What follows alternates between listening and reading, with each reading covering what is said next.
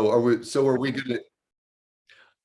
Welcome to Tony at 12. I'm Tony LeBlanc, and today I'm in conversation with Maury Shenk, who is an acknowledged expert in the digital world. We're going to take a look at artificial intelligence, which is called AI, blockchain, and also cryptocurrencies. Maury, good to see you. Good to be here with you again, Tony. And I have to say that Maury is suffering from COVID at the present time, and it's very good of you to, be prepared to do this show for me. Well, I'm not feeling too badly, Tony, but if you'll forgive me a cough or two. You're entitled to, 2 coughs a minute sort of thing, if necessary. Maury, first of all, can you give us a brief CV? Because you've been involved in the world of digital for a long time, haven't you? Yeah, sure. My background was as a technology lawyer, and then about 15 years ago, I set out to, I wanted to do a more diversity of things. So for the past 15 years, I've been doing a portfolio where I continue to advise on technology law, but I've been investing in technology companies. I've served on some boards, and now I'm quite involved in education technology, mainly with a company called PeopleCert, where I'm on the board, a fast growing company with about 800 people, and a little startup called LearnerShape that I founded 3 years ago that does personalized education using AI. First of all, then, can you give us a brief definition of AI? As an old codger, I don't really understand it, Maury. Well, the term AI was coined in 1955 by John McCarthy from the Massachusetts Institute of Technology, and he called it the science and engineering of making intelligent machines. And I think that definition stays pretty good. Okay. And as far as current applications are concerned, presumably as time goes by, more and more pieces of our lives are beginning to take on AI as part of living. Is that correct? Yeah, absolutely. So there's a lot of AI is all over the place, and a lot of things that listeners will be familiar with. So one of the most prominent is self-driving cars, Tesla and others. That uses a lot of AI. The DeepMind, which is a piece of Google now, a UK company, has gotten a lot of attention for some of its inventions. First, AlphaGo, which beat the world's best Go players much sooner than anybody thought. But much more importantly, it's AlphaFold, protein folding, figuring out how proteins can fold, which is hugely important for science. And then there's a big category.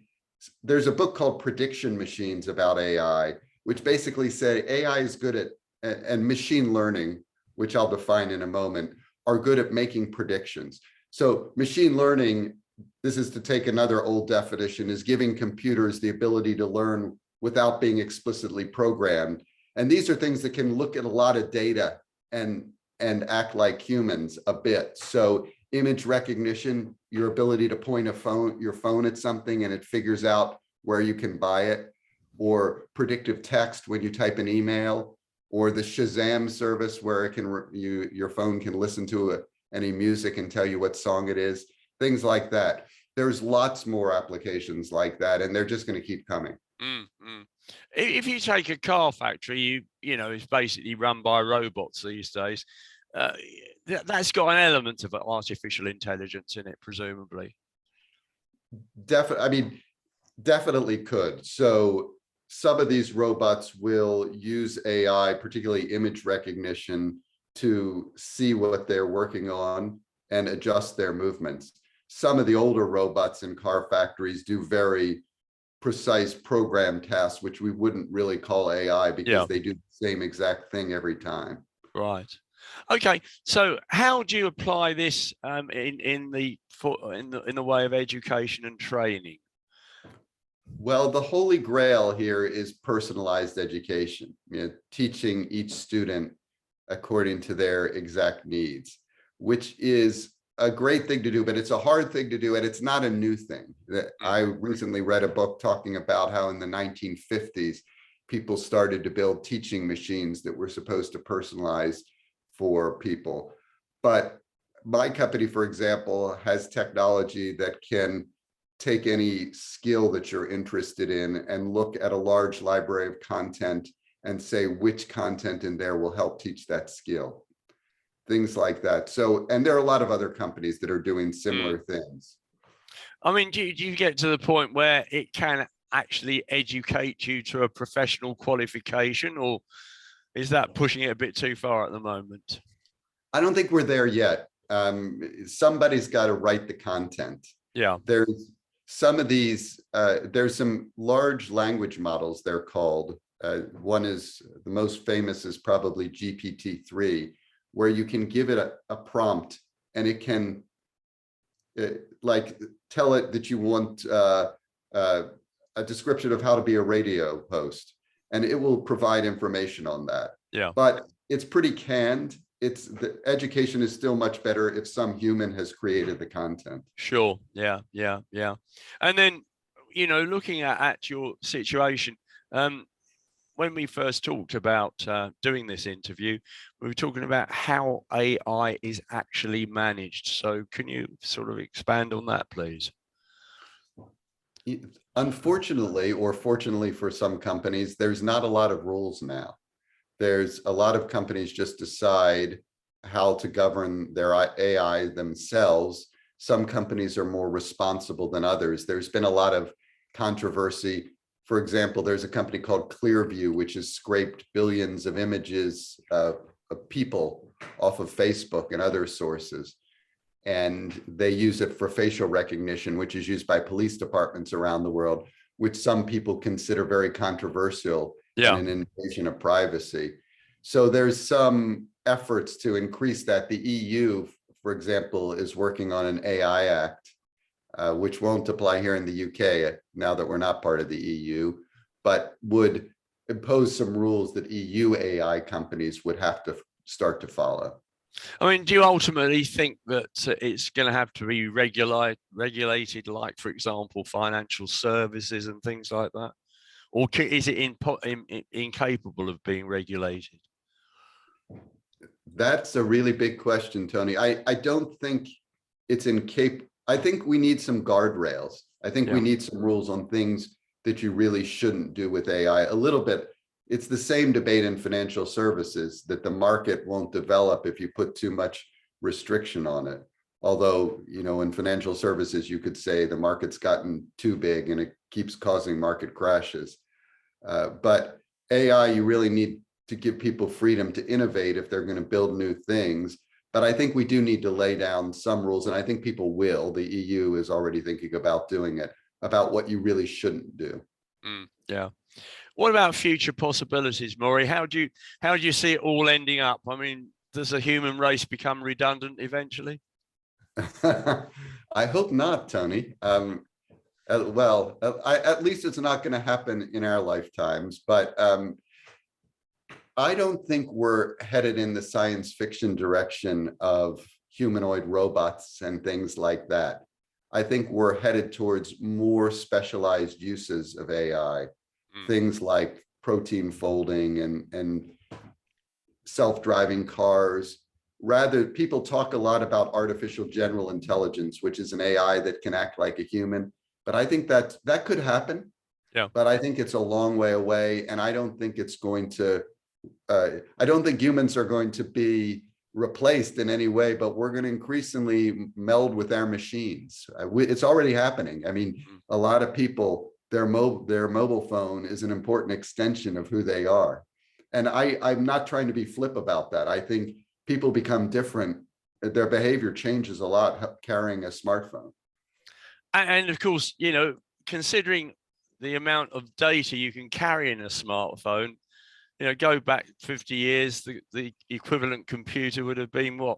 In a huge building, wouldn't it? It would have, it's changed so much. Yeah. Yeah, it would have at least taken a huge building.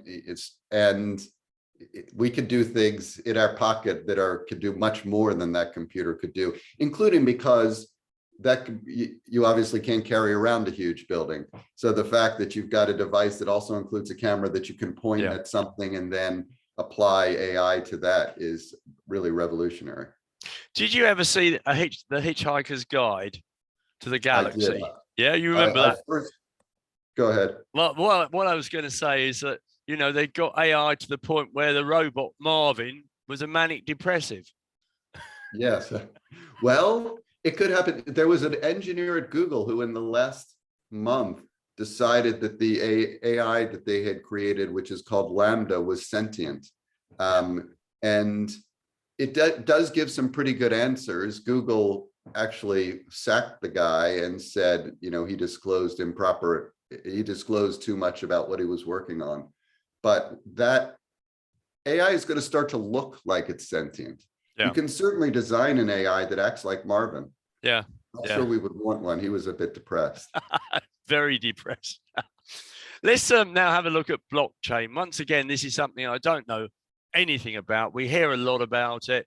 I did actually find a little bit of research that you could perhaps describe it as a digital ledger, but your definition would be appreciated. Well, it is a digital ledger. I mean, there's different kinds of blockchain.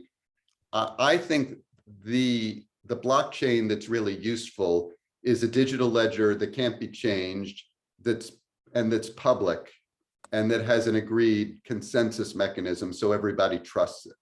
There are other blockchains that are private blockchains, but they're not really much different than any kind of centralized database. Yeah. Okay. So what are the applications of blockchain? They're increasing. The idea, anything where you need to record a record of a large series of interactions or transactions in a public manner. So the one that's been the big application has been cryptocurrency. People are starting to use it to record ownership of digital assets, which are often called non-fungible tokens. I'm working a lot on blockchain and authentication. So a public record of who you are or what skills you have. You could think of it for property records would be a useful one. There's a lot of additional uses that people are exploring. Some people, including me sometimes, are skeptical that some of these uses that are being proposed, you really don't need blockchain for it. You could do it by some traditional method. But we're in early days and there's a lot of interesting innovation happening. Is it an integral part of artificial intelligence? Blockchain, I recently wrote a blog on this. Blockchain and AI are different technologies. Yeah. So you don't need blockchain for AI and you don't need AI for blockchain, but you can use them together and produce some pretty interesting stuff. I mean, just like for going on a picnic, you need I don't know, maybe a bicycle and a picnic basket. I mean, they're two different things, but they work together and they make a better picnic. And so blockchain and AI, if you use them together, you might be able to do something that you couldn't do without both of them. How secure is blockchain? Is it capable for people to scam into it, or is it, you know, pretty well impossible for scammers to get hold of it? The actual blockchain itself is extremely secure. The fact that a series of transactions, once they've been recorded in blockchain, is pretty much mathematically impossible to change. But there's lots of room for scamming because although you can't change the blockchain, you've got to agree what the proper blockchain is. And there are ways for if somebody controls over 50% of the votes on a blockchain or the power that's using to create the blockchain, they could change new transactions. Yeah. So that's one worry. The big worry in blockchain is not about fraud, is not about the blockchain itself, but people creating businesses based on blockchain, which are based on faulty economics or just out to steal people's money. And there's lots of fraud out there. Yeah, yeah. I read somewhere that there's such a thing as undersea storage for this. How does that work? I mean, do you just sink a great big computer in a submarine and put it a few fathoms down and make sure people can't physically get into the equipment, or how does it work? Well, I think, like, we were talking about AI and blockchain, whether they're related to each other. Undersea storage is a concept we've been hearing. It's one idea for storing data. Yeah. And it's not necessarily related to blockchain. I think it could be a good idea because there's plenty of room under the sea, and things tend to be fairly cool, and data centers generate a lot of heat. Yeah. But at the moment, I don't think it's efficient for most data centers. Most data centers continue to be built on land. So it's a possibility for the future, and that's about as far as we go at the moment. Now, something else I came across the other day, I've heard of cloud, but now I see there's fog. Fog. How does that one work? I'm gonna have to beg ignorance on that one. Yeah. Tony. Okay. I saw that on your outline, and I wasn't sure what it was about, but I'm going to tell you that I don't think it's a big thing because I haven't heard about it yet. But, right. Okay. So it's a theory as opposed to something that's got put into practice.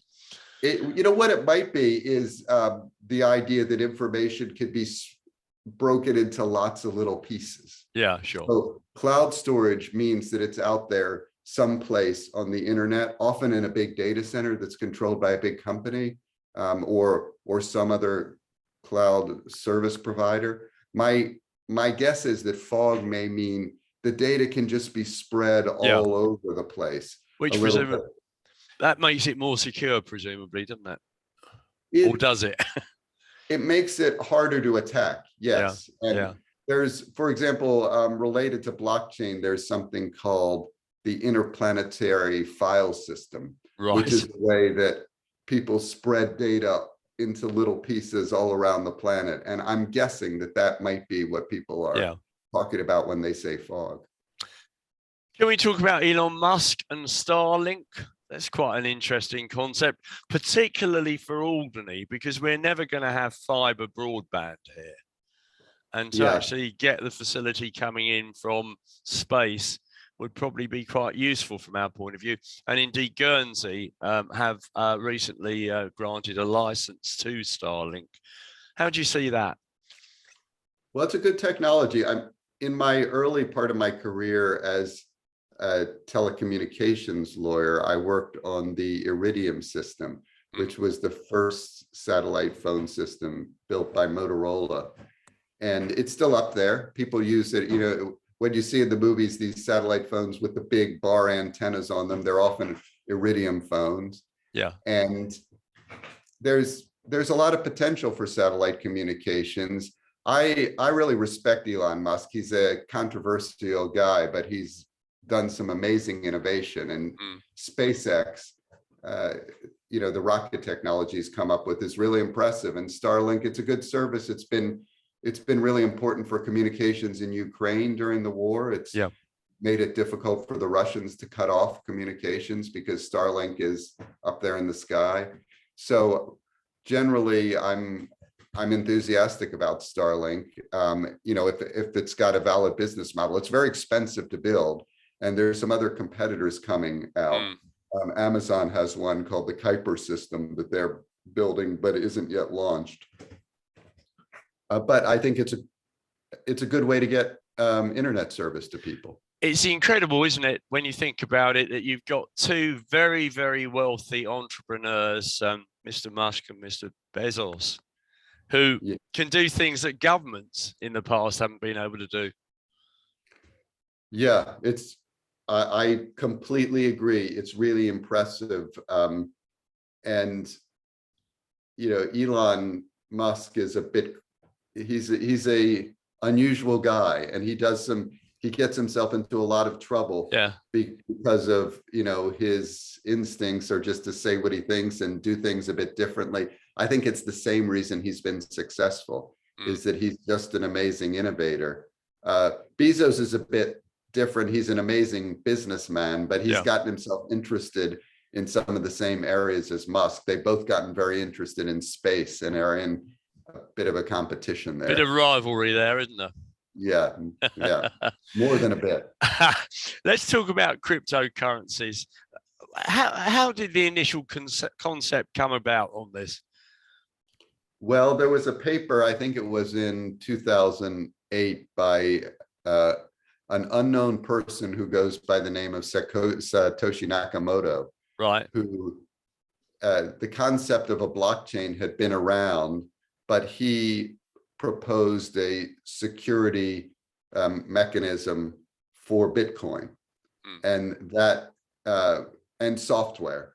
And so that software, which has evolved over time, which runs the Bitcoin network, has created the first cryptocurrency, Bitcoin, and that has evolved to a lot of related ideas that have created a lot more cryptocurrencies.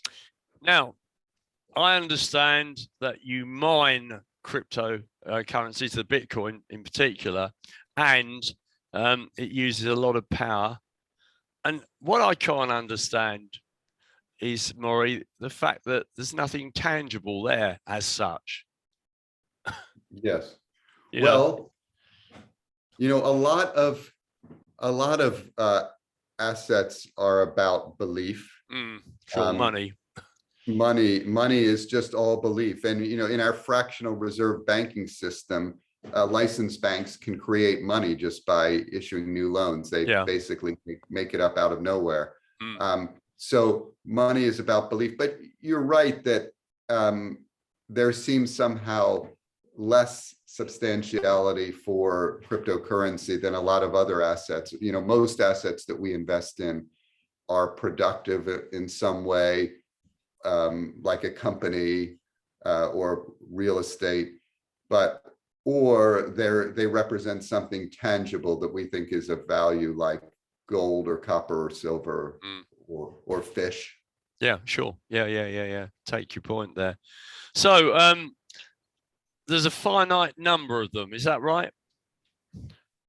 Bitcoin has a finite number, although this is one thing that I think is a bit of a deceptive claim of the cryptocurrency sector, because a big claim at first was it's non-inflationary because there's a finite number. But the thing is that people keep creating new cryptocurrencies. So the amount of cryptocurrency that's out there keeps increasing, because it's not just Bitcoin. Bitcoin is still about, I think, around half the market, but there's a lot of other ones out there. It's incredibly volatile, isn't it? Did a bit of research, and in 2021, it was $64,000, and dropped down to around 20,000 in 2022. Why do people? I mean, it's a bit of a gamble, isn't it? A bit of a casino situation.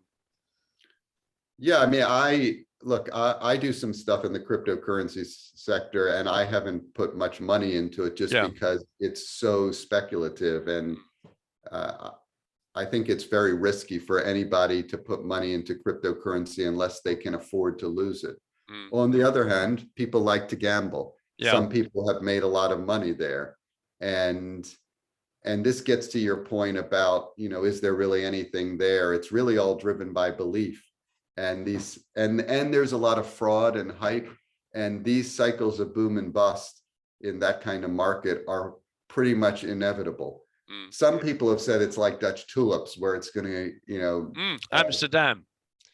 From I don't know what century it was, 16th or 17th century, wasn't it? It became, the thing to own, tulip bulbs, and the price rocketed. Yeah, and the question is cryptocurrency going to be like Dutch tulips, or is it going to turn out to be something that eventually is going to become more embedded or stabilized?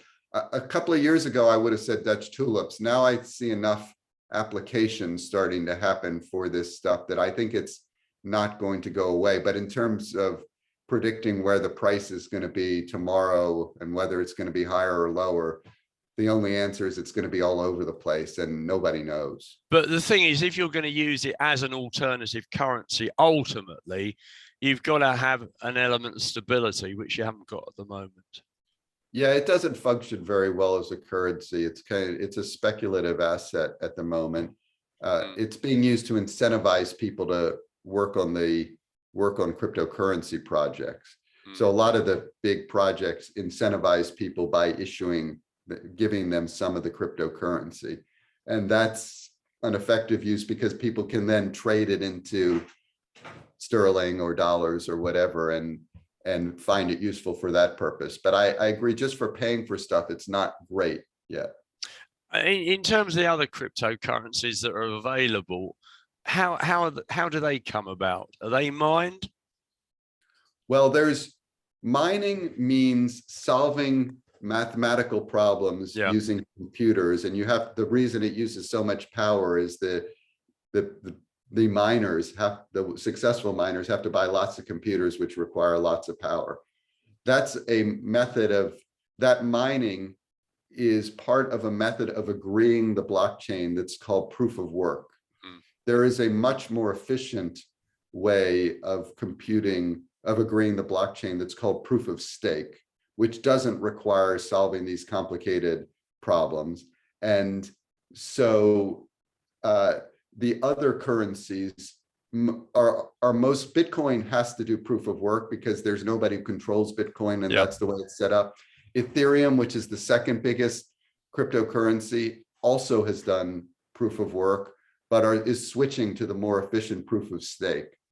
And some of the other big ones like Cardano and Solana and Polkadot are using proof of stake already and are much more efficient.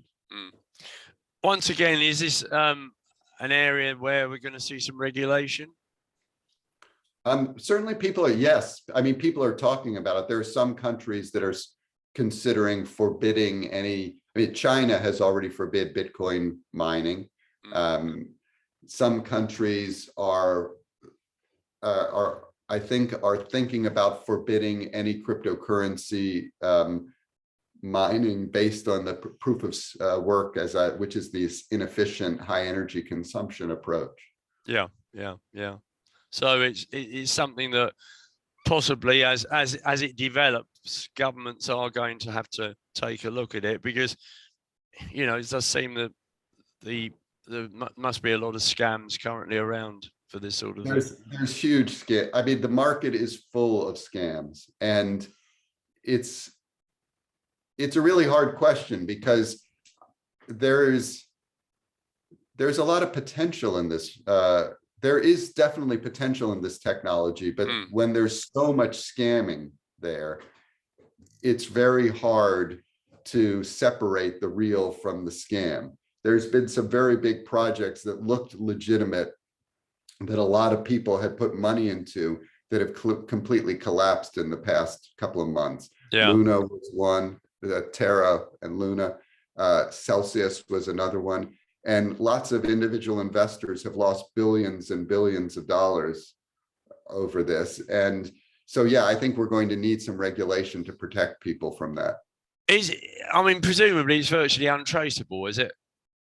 No, that's actually, some of the cryptocurrencies are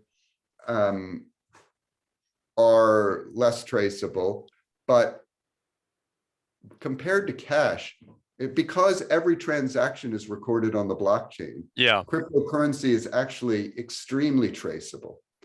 And so law enforcement is actually figuring out that it's easy to move funds with cryptocurrency. So it's easy to get money from one place to another, but it's not that easy to hide completely.